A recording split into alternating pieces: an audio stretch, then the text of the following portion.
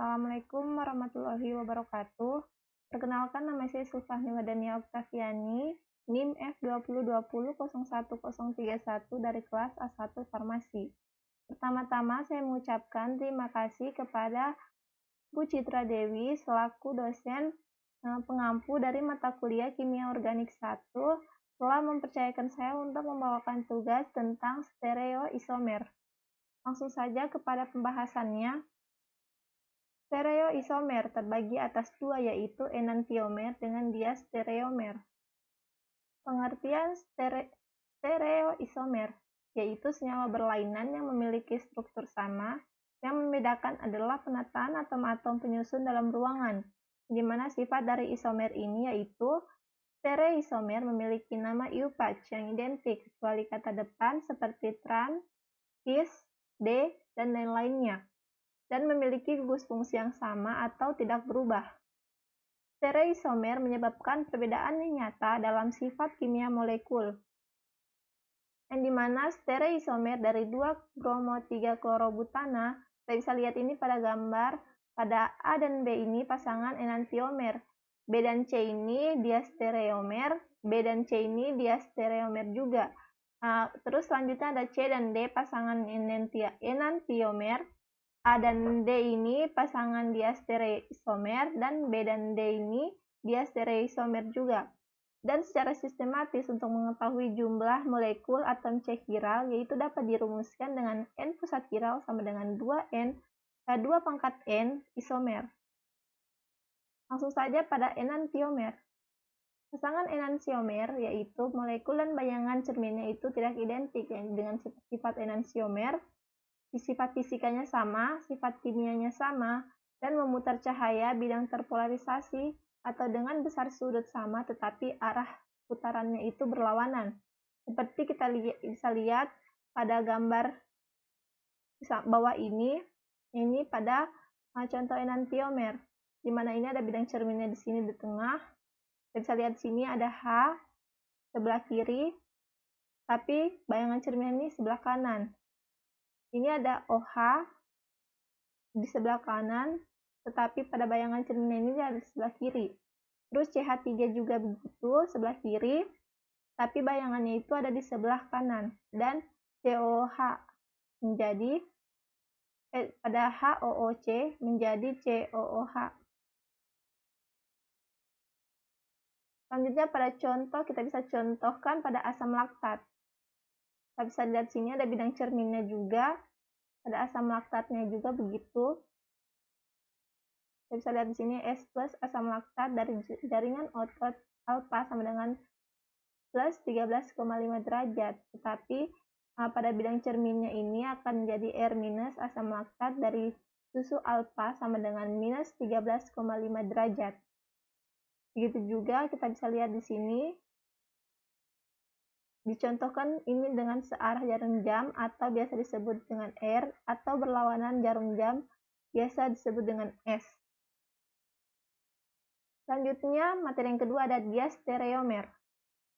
Untuk pasangan stereoisomer yang bukan enantiomer, kita menggunakan istilah dengan diastereomer, yang dimana diastereomer adalah stereoisomer yang bukan bayangan cermin satu dengan yang lainnya. Diastereomer juga yaitu pasang senyawa chiral yang bukan bayangan cermin. Kita bisa lihat di sini, contohnya di sini ada cis 1,2 dimetil kiklopentana atau C7H14, tetapi akan menjadi trans 1,2 dimetil kiklopentana.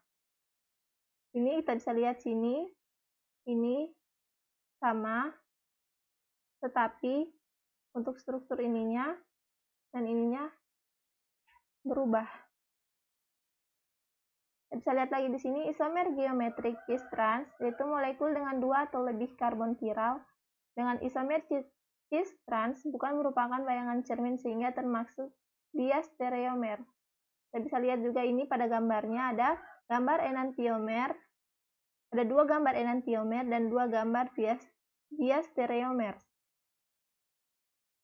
Kita bisa lihat pada kasus asam tartarat, yang dimana karena adanya bidang simetri pada molekul tersebut, sehingga jumlah stereoisomernya itu hanya menjadi 3. Ini karena disebabkan adanya bidang simetri.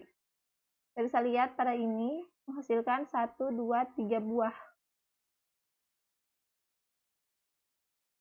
Diastereomer kiral mempunyai konfigurasi yang berlawanan pada beberapa pusat kiral, namun mempunyai konfigurasinya yang sama dengan yang lainnya. Sebagai pembandingnya yaitu enantiomer yang mempunyai konfigurasi berlawanan pada pusat kiral. Yaitu sifat-sifatnya ada sepasang enantiomer memiliki sifat-sifat fisika yaitu seperti titik didih, kelarutan, dan lain-lainnya itu yang sama tetapi berbeda dalam arah rotasi polarimeternya dan interaksinya dengan zat kiral lainnya. Seperti yang kedua ada sepasang diastereomer yaitu memiliki sifat-sifat fisika dan sudut rotasi polarimeternya itu berbeda satu sama lain yang artinya itu bisa memisahkan campuran dua diastereomer dengan cara-cara fisika seperti destilasi atau kristalisasi. Akan tetapi tidak bisa memisahkan campuran dua enantiomer dengan cara-cara fisika seperti karena sepasang enantiomernya itu memiliki properti fisika yang sama.